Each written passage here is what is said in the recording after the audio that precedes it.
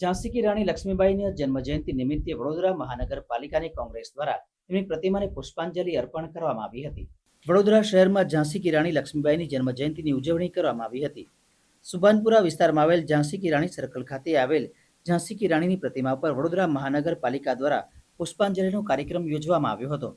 જેમાં mayor Pinkiben Soni, deputy mayor Chirag Barot, municipal commissioner Hasmukh Prajapati, સ્થાનિક corporator Shrirang આયરે, પૂર્વ કોર્પોરેટર પૂર્ણિમાબેન, વોર્ડ નંબર 8 અને 9ના કાઉન્સિલરો, પાલિકાના પદાધિકારીઓ ખાસ ઉપસ્થિત રહ્યા હતા અને તેમની પ્રતિમા પર પુષ્પાંજલિ અર્પણ કરી હતી.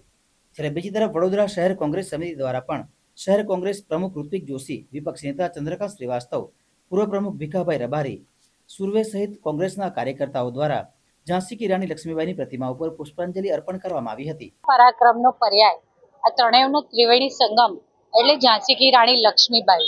એક મહિલા, એક નારી, અને નારી એટલે શક્તિનો પર્યાય. એને ખરા અર્થમાં નારીના અર્થને સાર્થક કર્યો હોય ને તો ઝાંસી કી રાણી લક્ષ્મીબાઈ. એવા વિરાંગના રાણી લક્ષ્મીબાઈ જેમનો આજના દિવસે જન્મજયંતિ છે. દર વર્ષની જેમ આ વર્ષે પણ વડોદરા કોર્પોરેશન દ્વારા તેમજ સાઈનાથ એજ્યુકેશન ટ્રસ્ટ દ્વારા અમારા દ્વારા પણ આ સર્કલને દર વખતની જેમ આ વર્ષે પુષ્પાંજલિનો કાર્યક્રમ રાખવામાં આવ્યો હતો.